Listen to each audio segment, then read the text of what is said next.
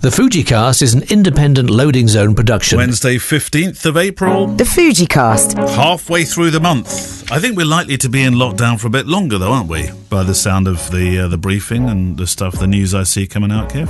Yeah, I think so. I think we'll probably follow France and all that kind of stuff. So they're down now until I think the 11th of May. Is it? Is it 11th of May? Is it? So I think so. Roughly another month. We were, of course, slightly behind France with regard to going inside and putting down the shutters, weren't we? Just a little bit behind them. So maybe we've got a little bit longer. I don't know. Yeah, I mean, without getting too political, I think we shut the shutters a bit too late, didn't we?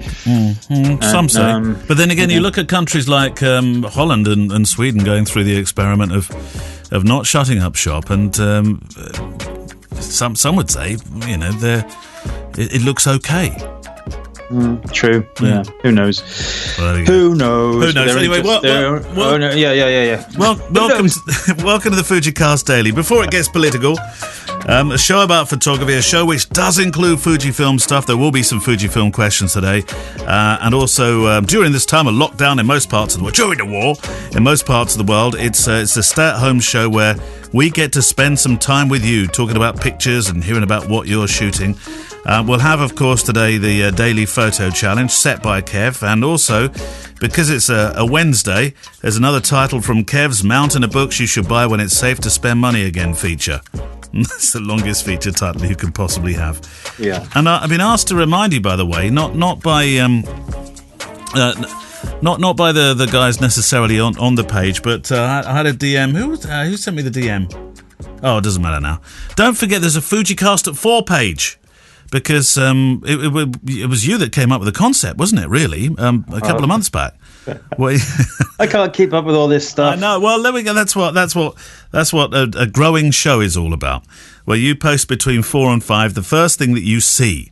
It has its own page. There'll be a prize at the end of the year for the person who, after a year, has posted the most, and that will probably not be going to myself and Kev. No, because I've very rarely done it. I think the prize should be you can go out of your house. Yeah. Well, I'm hoping by then that'll be what we do generally in life. Please. Yeah. Also today, and thank you very much for the questions that you sent in for Keith Bernstein.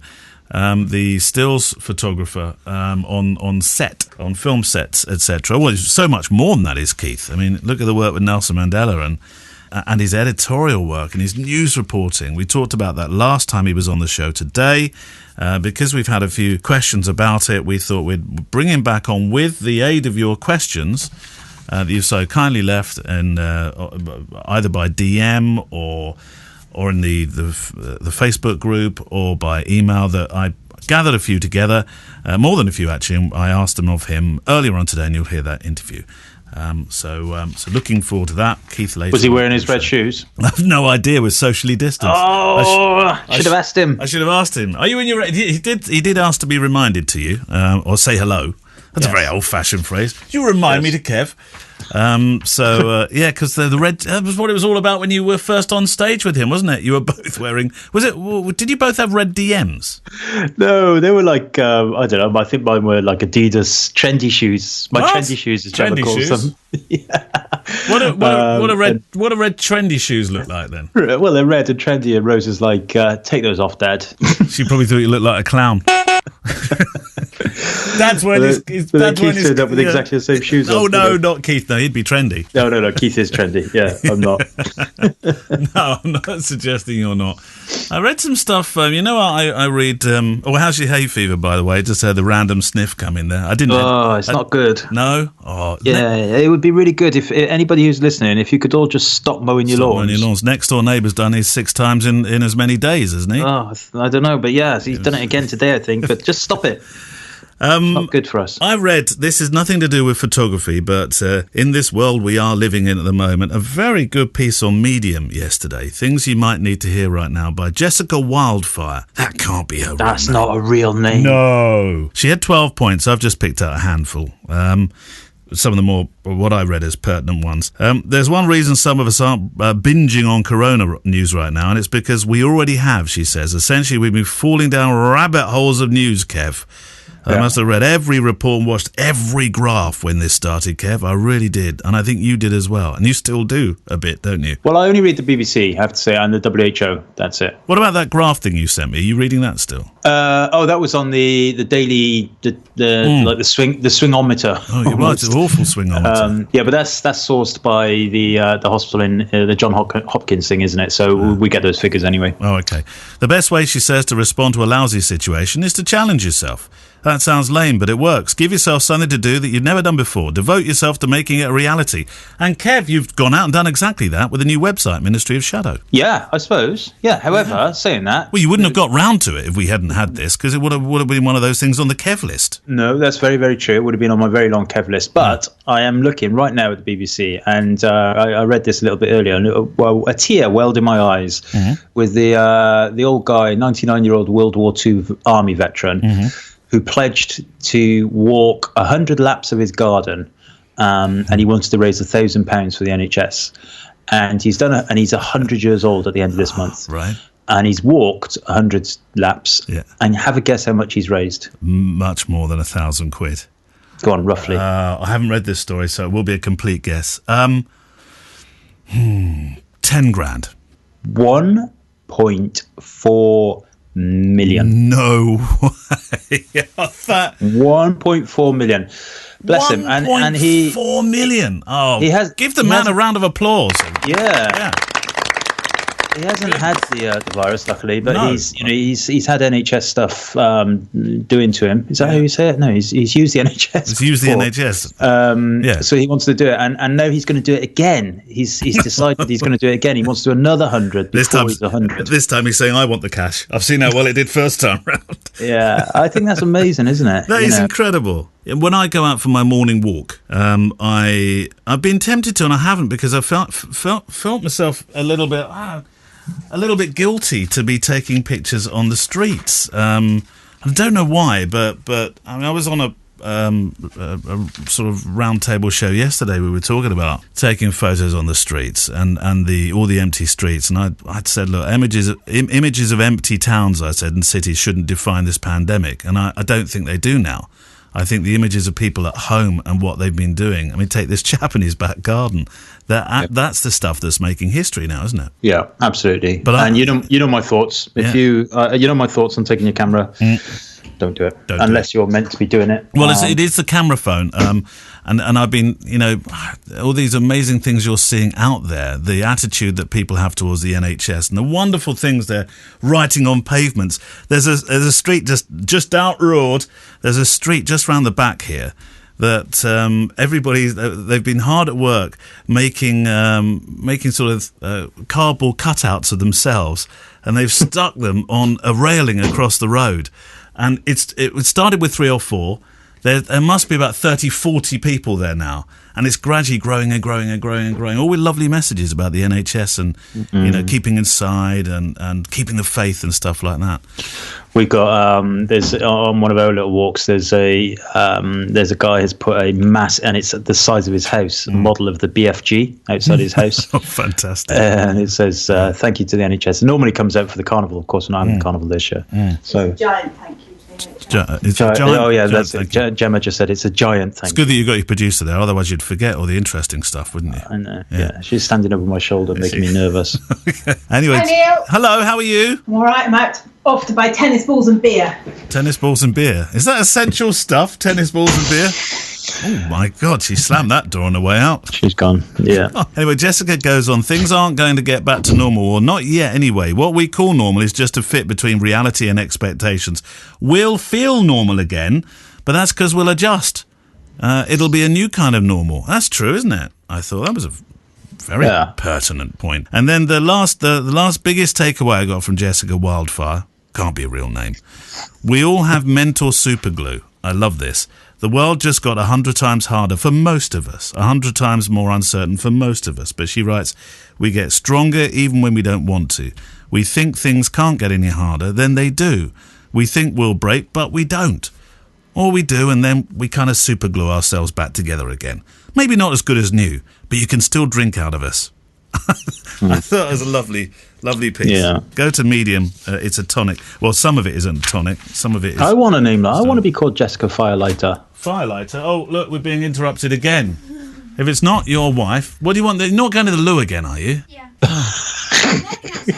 Between 2 and 2:30 in the afternoon, just wee over Mummy's plants at the end or something.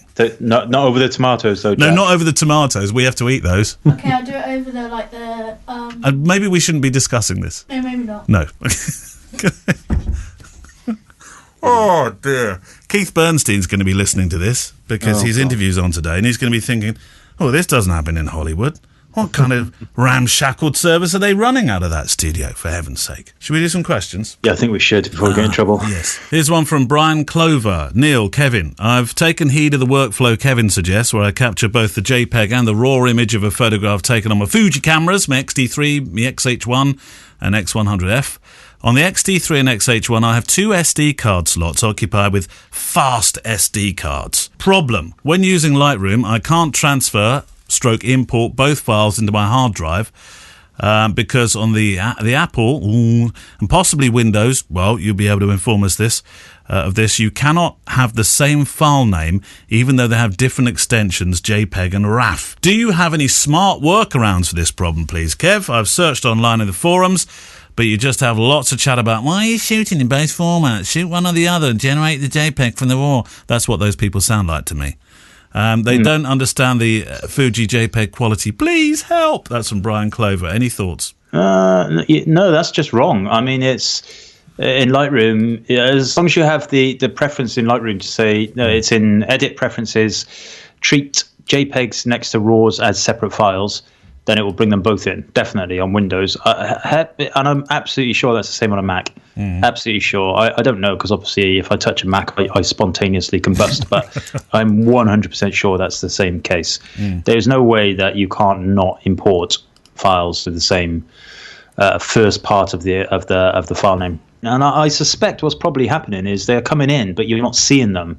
So make sure you do that. Edit preferences, treat JPEGs and RAW files. I can't remember what it's called now. Hang on. Let me get my Lightroom up.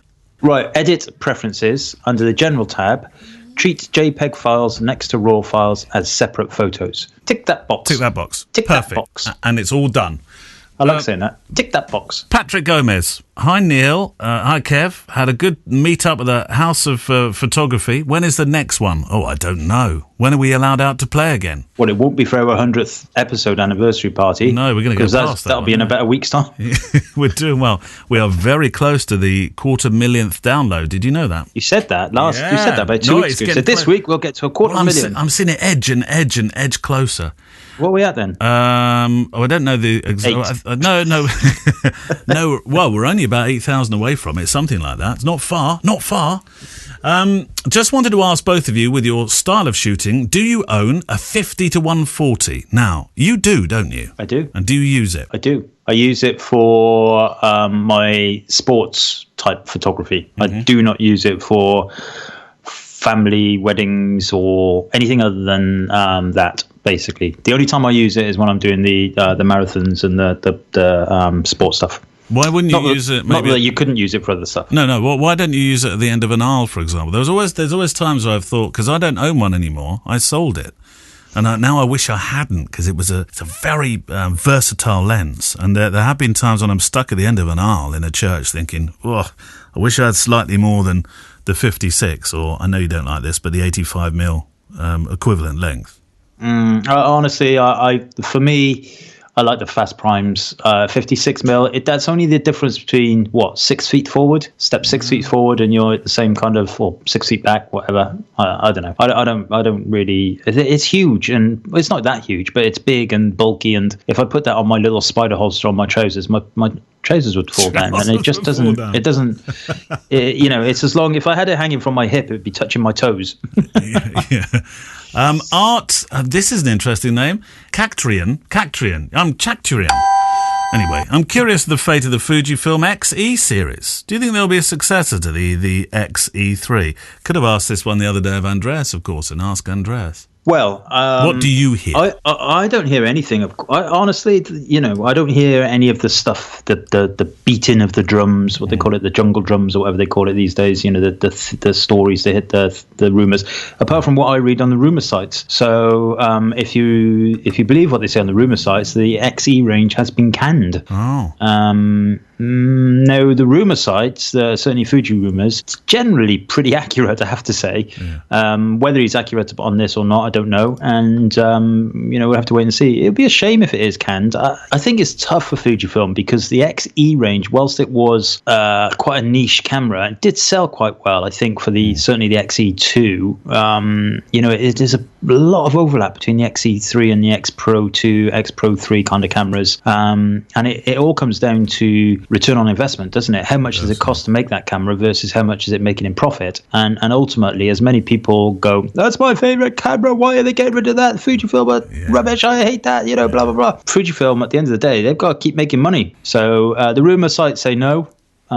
We shall see. I had all of the XE cameras, XE1, XE2, XE3. Yeah. But subsequently, I have actually sold my XE1, XE2. I still have my XE3, but I don't really use it. When you've got all the cameras you've got, you don't really need to, do you? Well, I sold a whole load off. Yeah. And in fact, I actually, that reminds me, I did sell my XT3. It went off to MBP and they sent it back saying it wasn't working. They said the aperture ring wasn't working. No. And I thought, that's odd because that camera doesn't have an aperture ring. And then when I came back, I tested it was working fine. So they obviously just got something wrong. You don't leave your stuff in dividers. It's probably too scratched for. The Daily Show Photo Challenge. Yeah, they said in that camera came. It's from Mullins. No dividers. Mullins, send it. Tell them something about apertures. Just send it back. We don't want it. That's what they're saying to you. That's why you can't get rid of it with them. Right. It's in good nick, that camera. Anybody want to buy an XE3? Right, photo challenge for the day. Then we'll have the book. Okay. So, what are we going for today? Kev's Daily Photo Challenge. Kev's Daily Photo Challenge Wednesday, today yes. is, and again, I'm trying to encourage you to do it on the day of listening, although that's not a firm rule. T's and C's may apply, and other your mileage may vary. Your mileage may vary. But today, I want you to show us love. Love? Oh, my word. Love. Now, that can manifest itself in however you wish. It could be your food, it could be yourself, but I'm not so interested. We've done portraits. I'm not so interested in just pictures of them. No. I want to see context. I want to see emotion, love. It could even be something a little bit more risque if you so wish. Oh, no. Blimey. I've totally lost my track now. I'm sure you have. You're thinking about the photos that are going to be flooding in. These aren't for your personal collection, Kev. This is supposed to be this is supposed to be a for everybody photo challenge. Love. I want to see love, emotion, the things that are connecting us, humanity. Yes. All of that stuff. Who wants to see Gemma's love picture? I assume you're going to be taking part in this as well. Maybe not. I'm always too busy. I've got other stuff. Okay. Right, let's. It's going to be a thumping long episode today. We'll have to contact the Radio Times and tell them we went on a little bit longer than advertised. So, book. Right, Wednesday's book. Stuff that we can spend money again on when we can all, come out and safely spend it again. What have you chosen for us today? Okay, so today is not so much a photo book as such, not like one of those big, massive, heavy books that sit on your shelf and you ponder through the pictures. Yeah. This is more of an educational type book, and it's one of my favourites. In fact, the whole series of these books is great. It's part of the Photography Workshop series, and it's by Aperture Books. Now, this one is Mary Ellen Mark on the portrait and the moment. Oh, my word. So Mary Ellen Mark, bless her, she's no longer with us. However, she was a fantastic photographer. You will possibly all have heard of her. That doesn't make sense, does it? Probably some of you will have heard of her. Definitely. But this book is it's a softback book. It's not it's more like a textbook, if you like.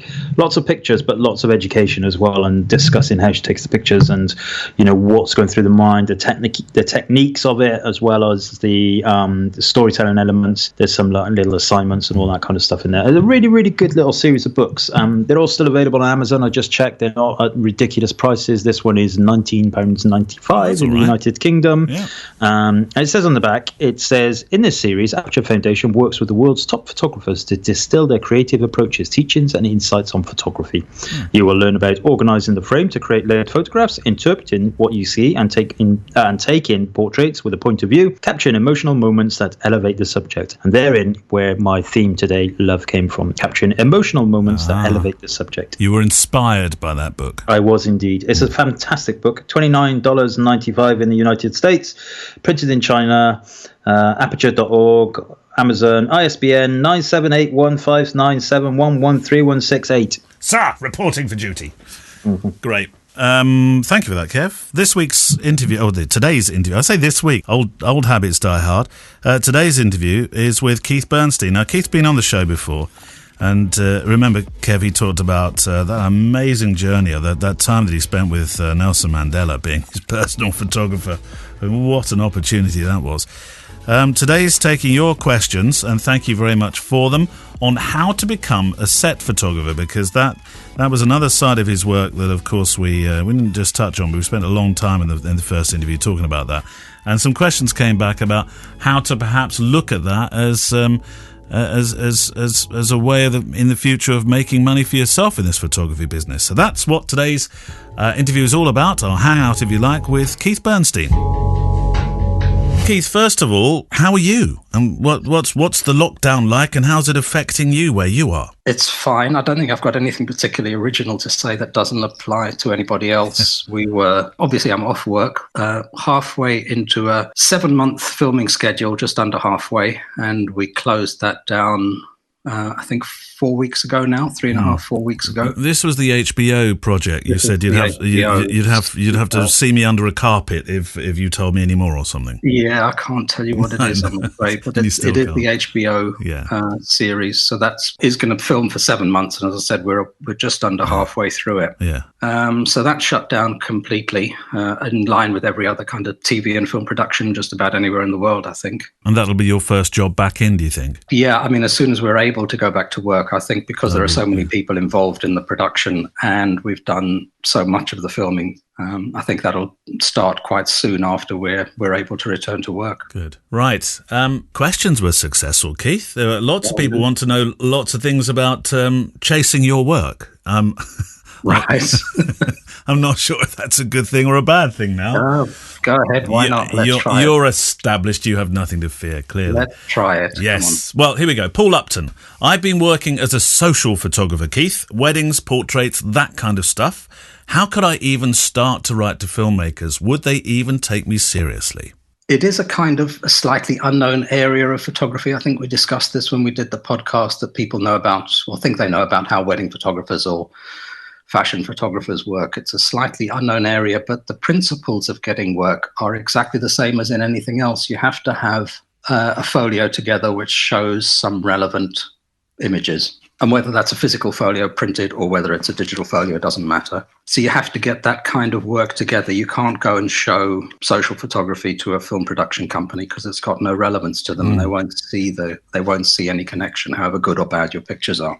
So then I guess that leads to the question of, if you can't get the work unless you've got the photographs, how do you get the photographs to get the work? And the answer is you just have to do it in exactly the same way as I think you would do if you're a wedding photographer starting out, you would probably offer to shoot friends' weddings maybe, or, a wedding or two for free until you got some kind of establishment of work together that you could show. And I guess in films, there are two kind of avenues that you can explore. One is that there are a lot of very, very low budget films which don't have the budget for a stills photographer, which you can ask to work on for free in return for being able to use the pictures in your folio. And the other is to go, I would think, to any college or university in your area, because every single one of them has got a film studies department, media studies department. They all produce student films. A lot of them have a kind of, particularly at the graduate year, a lot of them at a very high production scale, and you can ask to work with them for free. Again, you're giving your services for free, but you have to kind of speculate to accumulate, I guess, and you have to get the work together. And then it's simply a case of knocking. It's no different from any other type of photography. It's just knocking on doors, and that is going to see film production companies, independent producers, the big TV channels, BBC, ITV, Channel 4, Sky, BT, HBO. I mean, there's so many channels and outlets around, aren't there? There are thousands. One of the slight problems, is that a lot of the production companies are set up only for a particular film or production. As soon as that production's finished, then they close down, they start up again under a different name. Yeah, and it's difficult to know which ones they are, I suppose, isn't it, really? Yeah, I mean, as good and as bad a source as any is the website IMDb. There's a free section to IMDb, and then there's a pro section, which is cheap. I think it's about $50 a year, something like that. And the pro section lists every single film and TV production anywhere in the world that's happening that they've got details about. And how updated are they? They're as updated as, they're as good and bad as any other source on the internet. They are a kind of collated source. There are a lot of inaccuracies in there, but there's also a lot of good information. It's updated as soon as somebody chooses to put their information up there. But of all of them, that's probably the finest one to look at. That's the kind of best one, in that it takes everything from everywhere and sticks it into one place. But I mean, in there you will find, you can sort it by the status of the production, the country, the location, and so on, the theme. But in there you'll find anybody who's ever got an idea that they've written on a Post-it note with this would make a great film, they then put it up onto IMDb. That's never ever going to get made, but you'll find that alongside serious production. So you just have to, it's kind of hit and miss. You have to sift through the good and the bad and just try it. But in the end, it comes down to the same as any other type of photography. You have to show relevant work, knock on doors, and be prepared for a lot of frustration. I've got a question, actually, but I didn't ask this one last time. Obviously, we're talking about stills photography, but if you're offering your services as somebody who's going to film the film behind the scenes, is that relevant as well? It's relevant, but not to the photographer. So they have what's called an EPK crew, which is electronic press kit. It's a kind of throwback to real sort of video days when you used videotape. And the EPK crew come on to do the filming, the behind-the-scenes filming that you can see on YouTube and sometimes on the specials on a DVD if you buy it. So that would never be the stills photographer's job? It's never the stills photographer. So the photographer is on generally every day or most days. The EPK crew will come on specific days, and they'll also set up a mini studio where they'll do the interviews with the actors and the director. But that's a very separate entity. The two areas don't cross over at all. Petra Ziran, we have to have a kit question, so let's get the kit done. Let's go. What kit do you use? Camera, lenses? And I'll add an extra one in. How's it changed? Because I know you used to use blimp housing and all that kind of stuff. Yeah, so it changed a lot when mirrorless came in. So pre-mirrorless, you have to be silent on set, otherwise it distracts the actors and it gets picked up on the microphones, the camera shutter. So pre-mirrorless, cameras were always housed in a blimp, and if you want to look them up on the internet, they're big black wooden boxes. Huge. So heavy, I would imagine, as well. Yeah, there were various models. The ones that I used, which were made by Jacobson in America, they weigh, without the camera in, they weigh about 2.2 kilos, so you're adding that.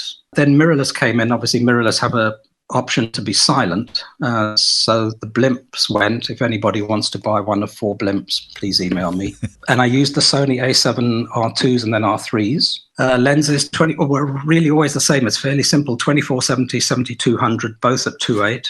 And I shoot nearly everything at 2.8. Very seldom go down from 2.8 below that. So you're not really, you don't elect to use very fast primes? I do use the primes. So the kit has changed slightly in the so I used the Sonys for about 18 months, 2 years. And then about a year ago, I started using a Lumix S1R with prime lenses, 50-1.4. Was the first one. And the only reason, the Sonys are fantastic, the Lumix are fantastic. The only reason is that because of my age, I grew up with heavy cameras like Nikon F4s and so on. And I just preferred the weight of the Lumix. The Lumix is a big and sort of bulky camera. I'm with you on that, because sometimes I know a lot of people choose mirrorless, and I did because of the weight. And you think, well, I can sport these all day long. And then occasionally you think, I'm a bit wobbly. I could do with something a bit heavier. Yeah, I think the issue is because the mirror has gone, there's very little weight and size in the body. Yeah. And because I'm using fast lenses, 2.8 or fast primes, all the weight goes onto the front of the camera. Yeah, it's onto the lens. front heavy, yeah. Because I'm always using them handheld, I can't use a tripod on set. And so I'm always using them handheld, and I just found the heavier camera, the Lumix, better balance. So now I'm using 2 Lumixes, again with the same configuration of lenses, 24-70, 70-200, plus the 50 and a fixed 85, which I sometimes use. But in addition, I carry 2 X Pro 2s that you'll be familiar with a 35 1.4 and a 56. Is it a 1.2 or 1.4? 56 1.2, yeah. 1.2. And the reason for that is that I put the X Pro 2 around my neck when I arrive in the morning with the 35mm lens on, and that stays on me all day. I never take it off. And it's fantastic. Because of the form factor, do you feel that that's perhaps more, it's got somehow more of a reportage feel to it, that, I can grab that quickly, rather than what I'm going to call in inverted commas the works cameras? Yeah, it's a very fast camera to use. It's obviously very, very small and indiscreet, so nobody really even knows that you're kind of using it most of the time. Yeah. One of the things that I've found about it is that for me, it works really, really well in very, very low light.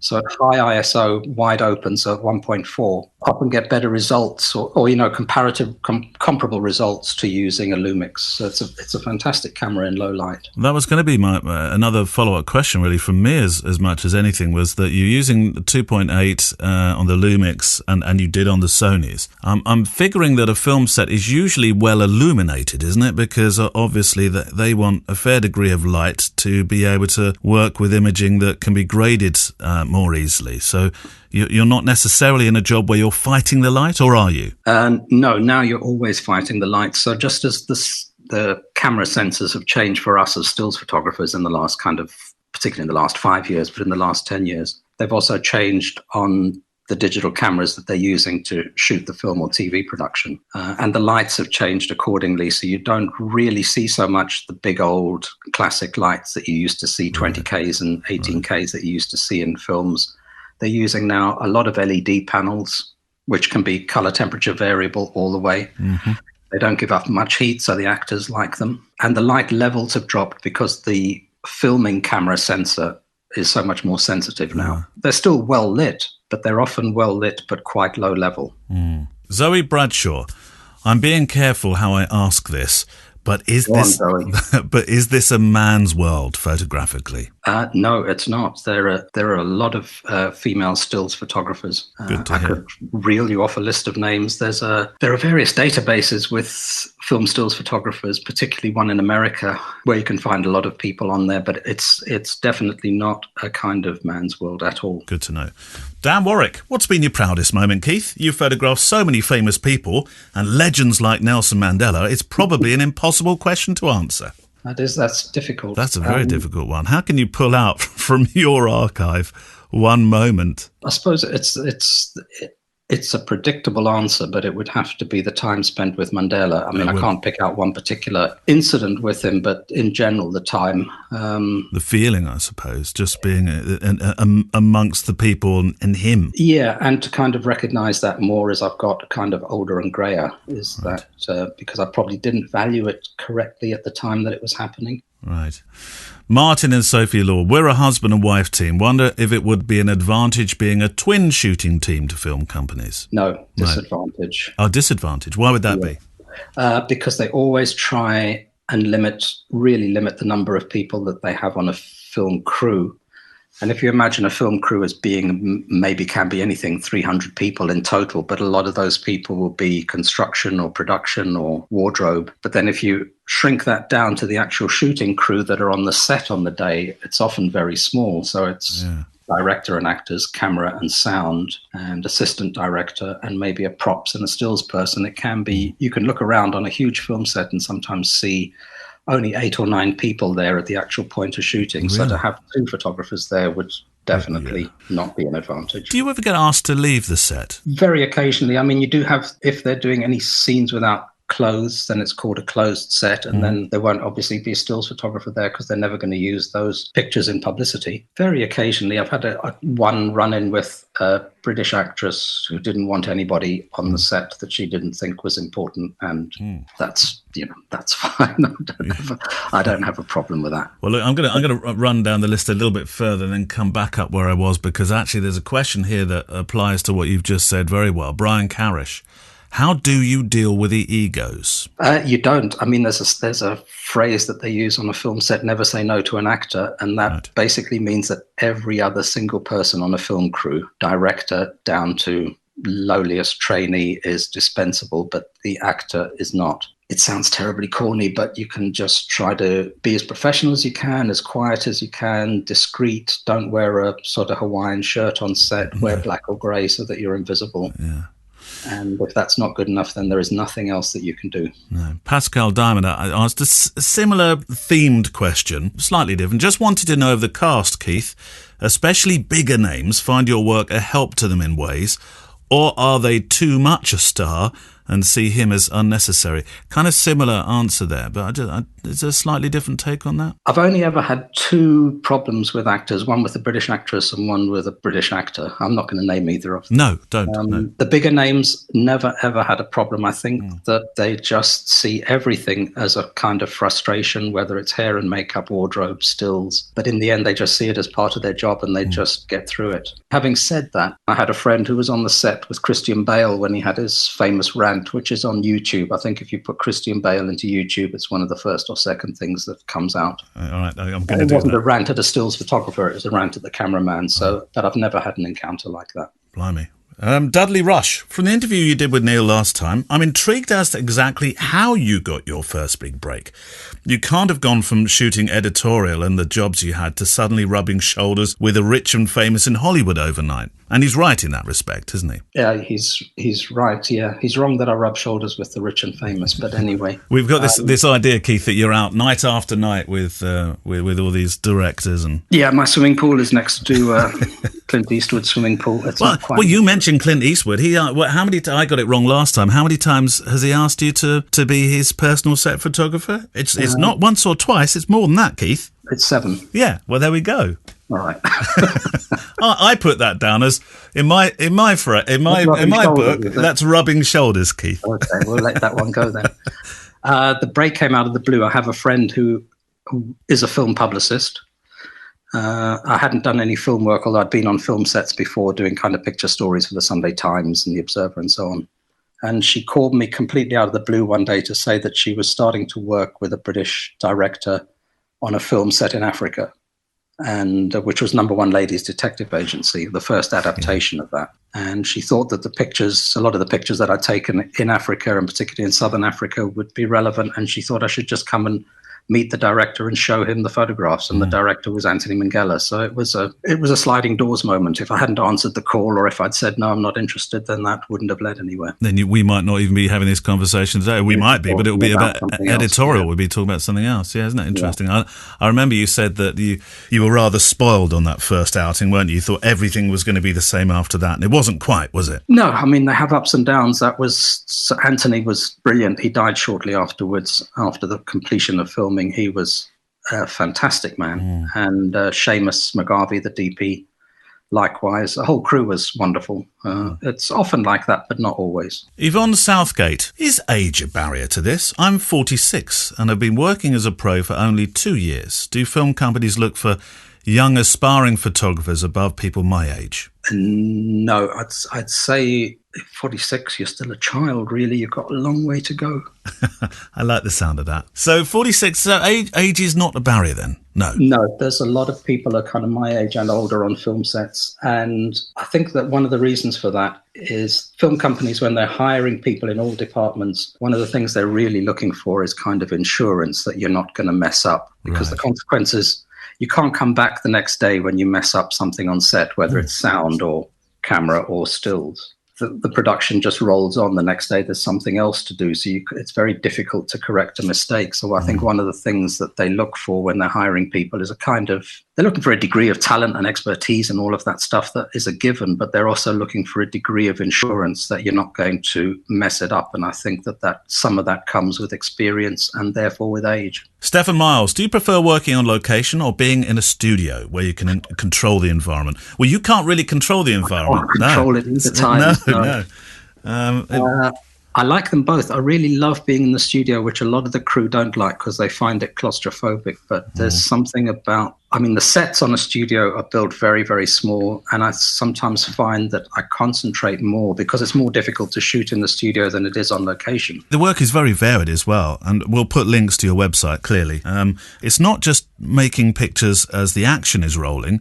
It's also providing continuity pictures as well, isn't it? I see a lot of images of just the set design, for example. You've got one part of your website devoted to it. Yeah, it's less that it's not the continuity. That's handled by a separate department. Script supervisor looks after continuity, and props look after it in a photographic sense. But there's a huge amount of work. So people often say, well, why don't they just take the stills from the film or from the digital recording that they're doing? And the answer is they can do that to quite a high quality.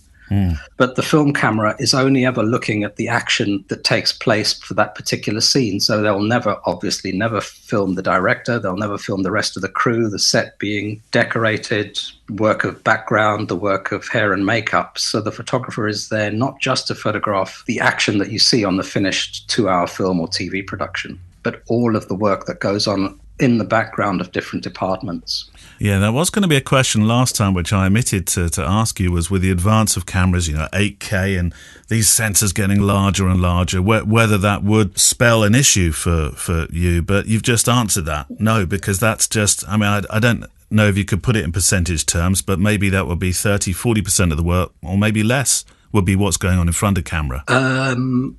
Maybe kind of higher than that, maybe sort of 60% is in front of the camera, but 40%, and it's a very important 40% that often, if you're just a kind of general TV or film enthusiast, you might not see. But if you are particularly interested in hair and makeup, production design, lighting, camera work, there are magazines. They're digital magazines online now, but there are thousands and thousands of publications that use those kind of specialist element pictures.